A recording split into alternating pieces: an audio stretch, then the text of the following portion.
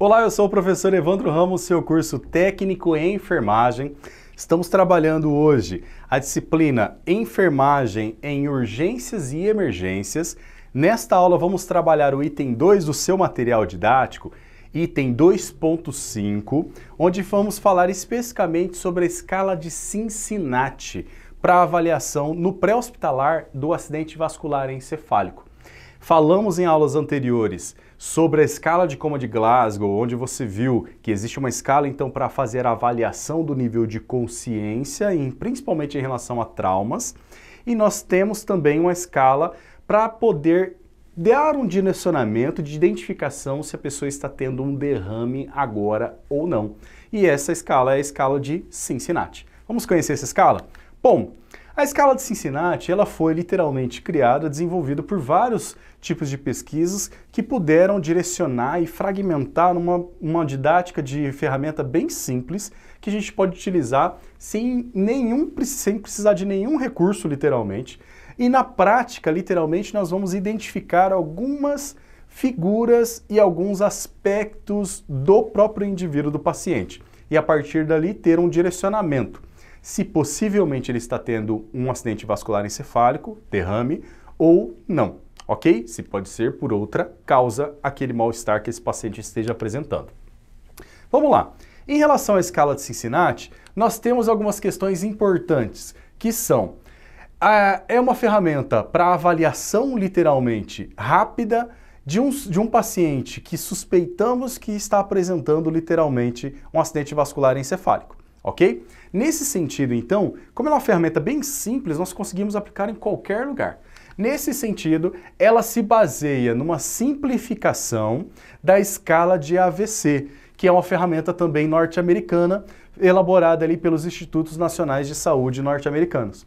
Essa é uma escala baseada nessas ferramentas, mas é uma escala bem mais resumida. E ela visa identificar pacientes com acidente vascular cerebral ou encefálico, tá bom? Nesse sentido, então, como que a gente utiliza essa ferramenta? Ela de 3 parâmetros bem simples, ok? Bem simples mesmo. Você viu que na escala de Coma de Glasgow, que é outra ferramenta, nós avaliamos 3 parâmetros também, só que ela tem alguns aspectos importantes para a gente anotar. Essa aqui ela é até mais simples que a escala de Coma de Glasgow. Quais são os 3 parâmetros da escala de Cincinnati, que é o que estamos falando aqui então? Que vão ajudar literalmente de forma significativa a prever se está aparecendo ou desenvolvendo um acidente vascular encefálico ou não. Nós vamos então observar os 3 parâmetros. Primeiro, a assimetria facial, então eu vou visualizar os braços, e o terceiro parâmetro é a linguagem anormal. 3 parâmetros bem simples, tá bom? Vamos lá. Lembrando que o acidente vascular encefálico, quando ele acontece no ser humano, geralmente ele acomete um lado do cérebro. E você já sabe que o hemisfério direito do cérebro todo, ele comanda o lado esquerdo do corpo. E o hemisfério esquerdo do cérebro, ele comanda o lado direito do corpo. Então, como no acidente vascular encefálico, geralmente acomete somente um hemisfério, um dos sinais e sintomas do acidente vascular encefálico, ele está ligado com alterações na fala, ele está ligado, por exemplo, com alterações de sensibilidade de um lado do corpo, motilidade também de um lado do corpo, pode ser tanto direito quanto esquerdo, ok? E nesse sentido a escala de Cincinnati vai facilitar a gente identificar esse processo. Em relação à assimetria facial, a gente literalmente vai pedir ao paciente, fazer com que o paciente mostre os dentes ou sorria. Simples assim. É isso que eu vou fazer de avaliação. E aí eu vou observar o resultado, ok? Será normal, então não vai estar, obviamente, assimétrico. Será normal quando ambos os lados se moverem. Você pede para o paciente sorri para mim. Ou mostre os dentes, né, se ele não quiser sorrir, tá? À medida que ele sorrir ou mostrar os dentes, a gente vai ver uma simetria de contração dos dois lados ao mesmo tempo. Diferente se ele contrair somente um lado, ok? Entendeu a diferença? Ótimo. Então vai estar normal quando contrair os dois lados. Anormal quando contrair um lado só e o outro não se mexer, tá bom? Ok? Beleza? Então, assimetria facial, primeiro parâmetro. Segundo parâmetro, abaixamento do braço, tá? Então, literalmente, a gente vai pedir para o paciente fechar os olhos, se for mais confortável, vamos pedir para ele sentar, é claro, né, para evitar quedas, por exemplo. Vou pedir para o paciente fechar os olhos e manter os dois braços estendidos, tá? Fecha os olhos e mantém os dois braços estendidos aqui, tá bom? Nesse sentido, com as palmas das mãos para cima por 10 segundos. Você vai contar mentalmente 10 segundos. Contou 10 segundos, a gente vai observar o que vai acontecer depois. O que pode acontecer depois, professor? São dois parâmetros também. Vai estar normal se ambos os braços se moverem ou para baixo, ou eles se manterem literalmente estendidos, e será anormal se um braço diminuir ou fizer um movimento diferente. Entendeu a lógica do segundo parâmetro? Normal, anormal. Isso aqui também vale como anormal, tá? Então pode ser qualquer um dos braços, ok? Então falamos do segundo parâmetro. Terceiro parâmetro, a linguagem anormal. A linguagem, a fala anormal.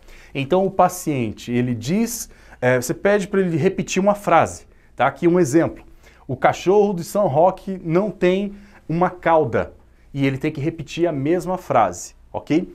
Podemos utilizar outras frases também, geralmente aquelas frases de quebra-língua, tá? O rato roeu a roupa do rei de Roma, por exemplo, tá bom? Que leve um pouco de concentração e exija um pouquinho de habilidade na fala, tá claro ou não? E o paciente ele tem que repetir isso naturalmente para você. Pode ser um pouquinho mais lento, mas ele tem que repetir igualzinho ao que você pediu. É claro que a gente não vai pedir para ele repetir palavras muito difíceis. Por quê? Porque às vezes a própria educação do paciente não permite com que ele saiba literalmente pronunciar uma palavra difícil. Entendeu a lógica, né? Ótimo. Então eu vou levar em consideração também o nível educacional do paciente, tá? Mas esse é o terceiro parâmetro. E aí, quais são os parâmetros de avaliação? Vai estar normal se o paciente usar as palavras corretas, repetir corretamente, e vai estar anormal, ok? Se o paciente arrastou alguma palavra, se ele usou palavras erradas ou mesmo não consegue falar, ok? Então, tendo essas alterações, vai estar anormal. Então, desses três parâmetros, tem as duas opções para cada um, ou está normal ou está anormal. Gravou? Nesse sentido, então, nós vamos resumir aqui num quadro, onde eu vou ter o sintoma ou sinal que eu vou procurar visualizar, como eu vou testar cada um dos três parâmetros que você já aprendeu, e aí eu vou diferenciar o que é normal e o que é anormal. Primeiro parâmetro, então, que é relacionado à face. Eu vou observar a queda de um lado, né? Vou ter uma movimentação, por exemplo, o que eu vou pedir para ele em relação à facial? Vou pedir para ele mostrar os dentes ou sorrir. Se contrair os dois lados, normalmente, normal. Se contraiu somente um dos lados, anormal, ok? Segundo parâmetro, a debilidade aqui dos braços. Então vamos pedir para o paciente manter os braços, fechar os olhos, manter os braços esticados aqui à frente por 10 segundos, ok? E aí, se manter os dois braços ainda eretos depois dos 10 segundos, normal. Diminuiu um, anormal. Diminuiu um, anormal. Ok? Segundo parâmetro. Terceiro parâmetro é em relação à fala. Nós vamos pedir para o paciente repetir uma frase. Pode ser até uma música, pedir para ele cantar um trechinho de uma música, não tem problema nenhum. Ok? Mas que seja uma música que você indicou para ele cantar. Tá? Mas geralmente uma fala, por exemplo, tá bom? Então a gente vai pedir para ele, por exemplo, dizer: o rato roeu a roupa do rei de Roma, tá? E nesse sentido ele tem que repetir certinho, bonitinho, sem arrastar ou errar nenhuma palavra, tá bom? Se for muito difícil, lembrando dessa trava-língua, quebra-língua, se for muito difícil essa frase, é óbvio que a chance dele errar é muito mais alta. Aí você pode testar com outra frase, não tem problema de repetir, é o teste, tá bom? Se ele acertou bonitinho, repetiu certinho a frase, está normal.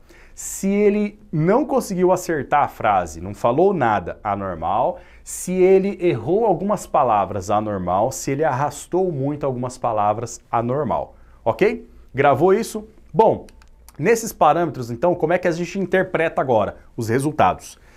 Um desses três, anormal, tem uma probabilidade, ó, um dos três parâmetros estando anormal, a probabilidade desse paciente estar sofrendo um acidente vascular encefálico ou um derrame é de em torno de 72%.